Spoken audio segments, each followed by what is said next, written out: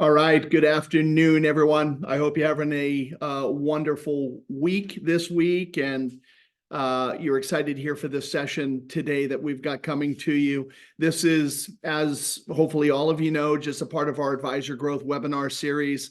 Our team is running, probably I should say a couple of these events each and every month on different topics, different areas that we know our clients are important to our clients, things that they're trying to pursue, achieve, whatever it might be. And so they're designed to be, again, these short, 30-minute maximum infusions where we kind of give you an idea, a concept. We give you an example of that, right? So that you can deploy it, and then kind of a structure and a strategy for you to be successful in that. And so today we are talking about what I'm calling 3-tier marketing with a very specific purpose. And so let's jump into things here.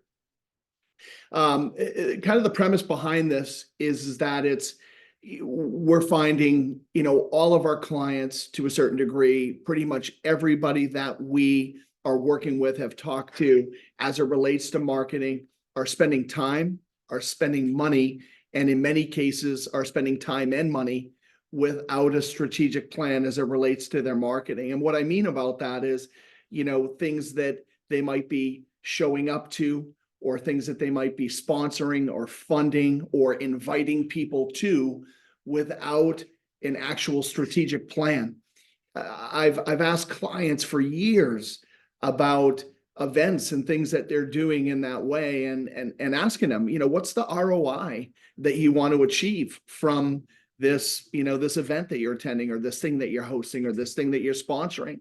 What's the planned, strategy?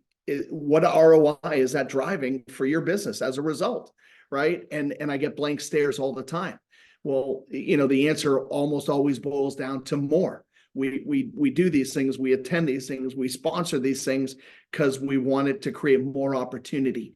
But there's a way to be much more dialed in, much more strategic on the results that you want to achieve. And that's what I want to walk you through here today, and give you some examples around that as we dig into it. All of you should be familiar by this point in time, I hope you are, with our Advisor Growth Journey. And the Growth Journey is a comprehensive journey around growth for advisors.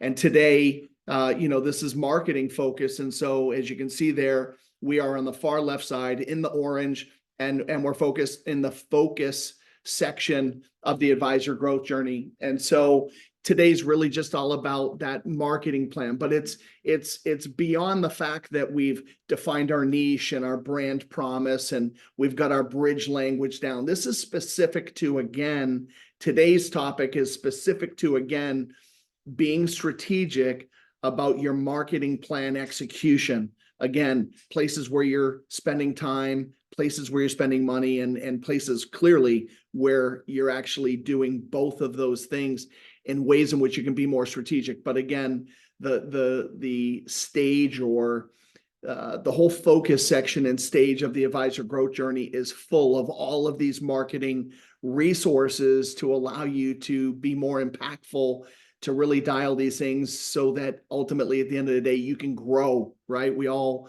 want to grow. Hopefully you're here because you want to grow. So let's jump into things a little bit. When we think about events, there's a lot of things you can do, a lot of places where you can spend time, ultimately with a desire of trying to get in front of more of the right types of people.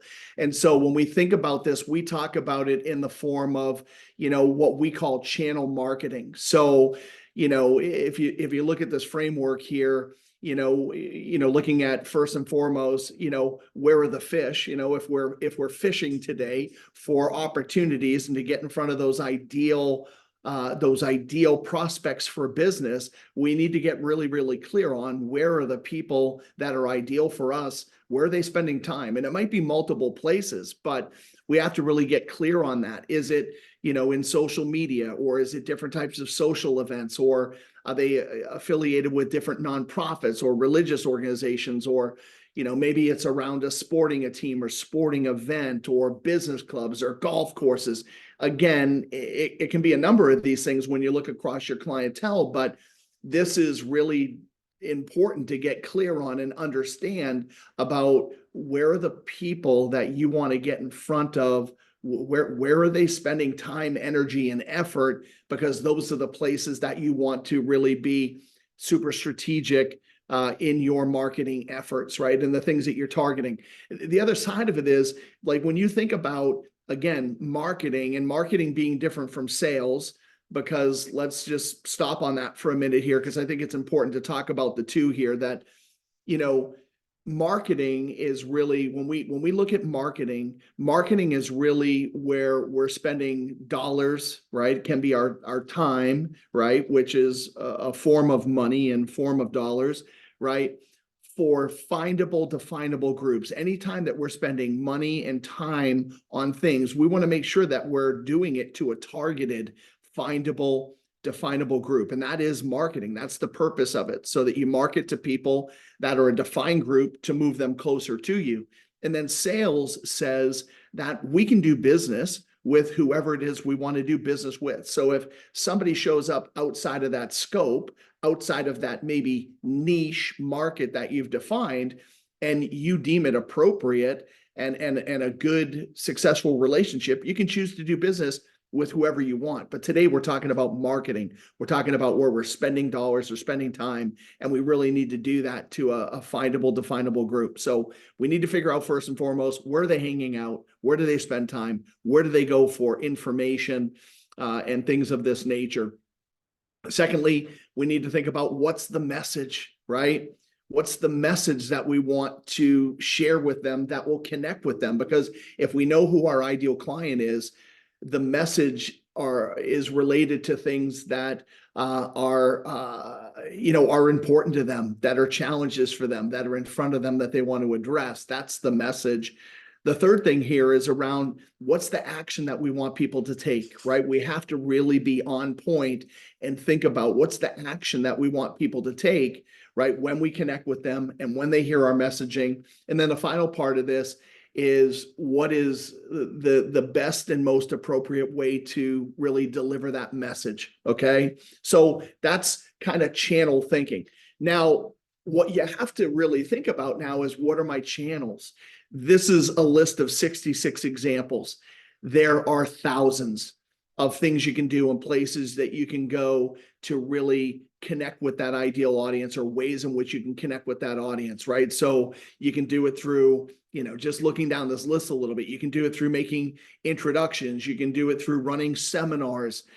You can do it through, barbecues, and I'm actually going to use an example of the barbecue, live sporting events, golf tournaments. You can do it just around a regular golf strategy of playing golf during the week to create business opportunities, so on and so forth. Like, this is just a list of things that over the years we've helped people kind of connect and build some strategies around. And so we're just bringing you this short list. But again, what matters to you and what you need to be thinking about is, what are the right events? Clearly not all 66. And at the end of the day, it's probably 3, 4, maybe as many as 5 things that you might be doing that'll create opportunities for you to be in front of those right types of people. Okay. So this is super important. Now, if you boil down that list, and we just come up with, a quick list as an example. Again, this doesn't need to be your list, nor should this be your list. Everybody needs to get clear on, what their own list of kind of channel marketing ought to be, right? But some of the ones that we'll kind of share here is like something around social events, or maybe it's seminars or webinars or live casts, or something that you're putting on. Direct mail is something that, as much as people want to say it's a thing that doesn't work anymore, it is a thing that we find actually does work if you do it the right way and think about it the right way and strategize the right way. Google Alerts is the thing that I talk about all the time. And again, that is a thing when you really know who your niche market is. and more importantly, even drilling down to your clientele and the people that you want to attract, knowing the things that are important to them, right? And the hobbies or the things of that nature, you can use Google Alerts very powerfully to find timely and impactful information to be able to share with them. Introduction process at Legacy, I think we have our active promoters and introduction process is phenomenal. I think it's better than I guess I'm biased, but I'd say I think it's better than anything else we've seen in the marketplace.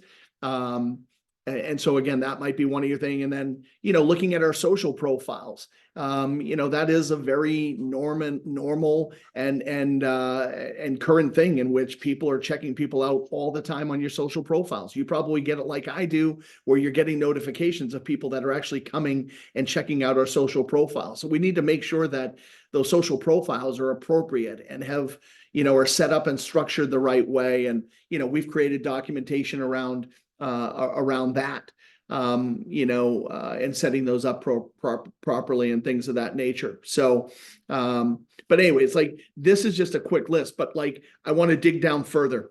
I want to dig into this a bit further and look at, what does this kind of look like? So what we've put together, and again, this is in the focus section of the Advisor Growth Journey. This tool here in front of you is in the library inside our network membership site. And it's just simply a planning tool. It's a marketing plan builder. That's exactly what it is. And as I said, you hopefully have kind of really defined who that ideal client is, or maybe have really refined it down to a niche, right? A very specific niche that you're after. And then you've thought through kind of your brand and how you connect with that niche market. And that's not really what we're talking about here today, but for sure, we show you how to do that and teach you how to do that in the focus section of the growth journey. But today is really just about the bottom piece of this, which is the messaging and the action. These are the pieces when I talk about today, 3-tier marketing, that advisors and their teams are constantly overlooking and not being strategic in the way of their marketing. And so when we look at that and we start to hone in on that, we start to look at, okay, what's the market channel? I'm going to give you some examples of what market channels look like, but is it an introduction process?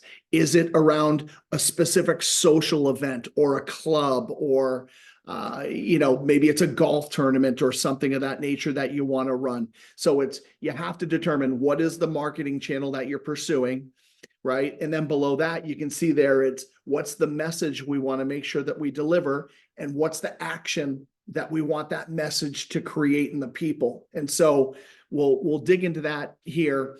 And you can see here just kind of highlighted and blown up a little bit. A couple of examples I want to walk you through. So again, I'll give you two, and this is one, a very specific one that probably 6 years ago, we actually helped create and build for somebody, and it was a very successful event for them. And so just to give you a sense of mind, so the market channel that they chose was that barbecue, and it was a barbecue with prospects, okay? And the message that they came up with, or we came up together, was this whole concept of choosing what's best for you, okay? And that you can kind of read into that probably a bit, but being in the wealth management and the advisory business, right? We really want to be that choice for those right ideal types of clients. We want to be that choice that is best for them, right? And then the action that we wanted all of our activity in this entire event to create for us is we wanted people to actually meet with us, right? This summer. So it was a summertime barbecue event that we put together. Here's where things get critical. These are my 3 tiers, right? And this is the thing that is almost always overlooked. And I've seen situations where, hey, we thought about one element to this, and maybe it was, okay, hey, what's all the things we need to do to pull this off? But we don't think about what do we need to do during, or what do we need to do after. So I won't read through all of these, but I want to just give you a sense of how important it is to think through this. So we're doing a barbecue event, and we want to do something exceptional. We want to create an experience that people remember and they'll talk about, and they'll want to be a part of if we do them in the future. So first and foremost, we need to prepare a list. We need to make sure that we've got a parking lot and space available for people wherever it is we're going to host this event. We got to make sure that we've got barbecues, and we got to make sure that we got the propane, right? Some of this stuff is some of the basic core fundamentals, right? But this is all important things to understand. We got to make sure we get the food, right? We got to make sure we have drinks, things of that nature. But now we start to get into, some of the messaging, right? We're gonna, the one of the things that came out of this was they were actually going to create aprons that had the consistent message on it. Choose what's best for you, right? At a barbecue, it's that food piece that's best for you. But as it relates to your financial future, it's actually choose us as your financial advisory team and things of that nature. So it kind of has that dual meaning. Send invitations out to get people to come and obviously, then talk to clients. And part of what was most successful in this is they actually turned it into a bit of a client appreciation event with going out to clients to bring clients together, but also to ask clients to be able to bring other ideal client types that were in their friend groups, in their circles. So that actually ended up working out very well for them. Then we talked about during the event, right? What are the things we need to think about? Well, we want to make sure we give everybody a name tag so that we can start to capture and learn and understand names. They hired a photographer to come in and take pictures, which ended up being an absolute brilliant idea. And we've used it in other strategies because sending a photo to somebody as a follow-up is much different than saying, hey, I'd love to get together and meet with you, right? The photo becomes that connection thing that brings them back to the moment, and it's just simply less awkward. It gives you a reason and a means to be able to send something to somebody that isn't, just coming across as a simple sales technique or tactic. And so that has worked really, really well.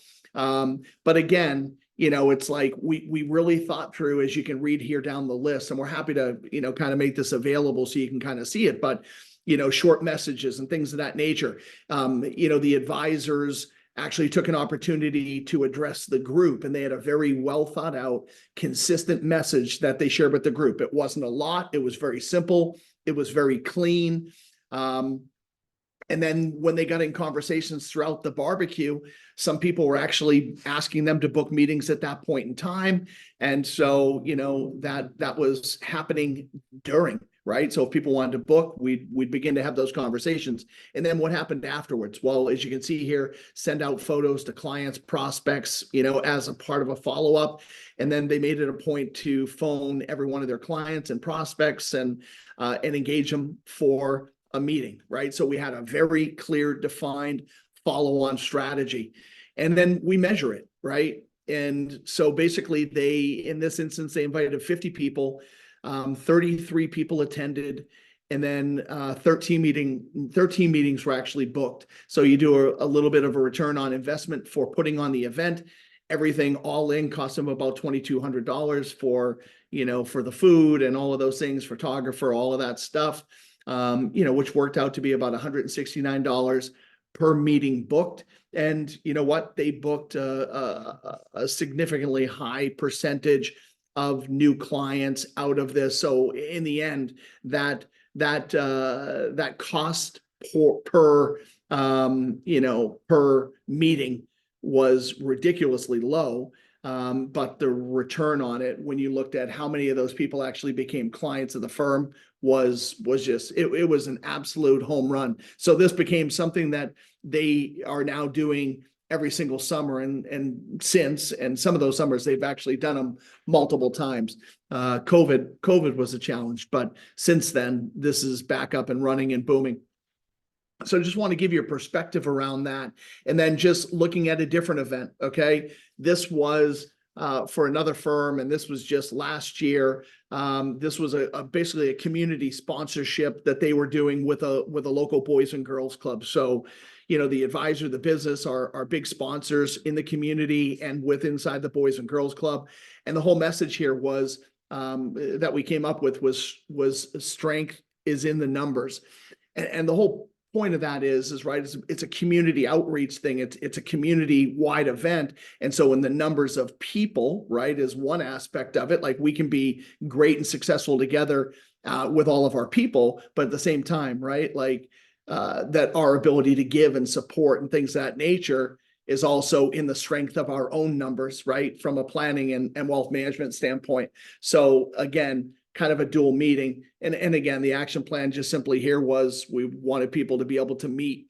What we did in here, I thought was very unique and something that we came up with that was a home run. And still a thing where they continue to get people reaching out to them who want access to this. So, again, you think about it that, we gathered a list of all the board members, for the Boys and Girls Club. We determined a list of local corporate sponsors beyond the firm that have been sponsoring and things of that nature.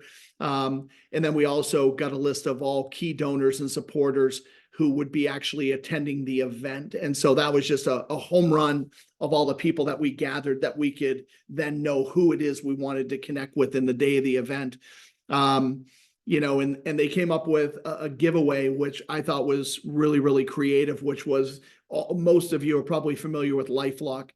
One of the things that they did was LifeLock is really kind of for identity theft protection. You've probably all heard of it, and maybe some of you haven't.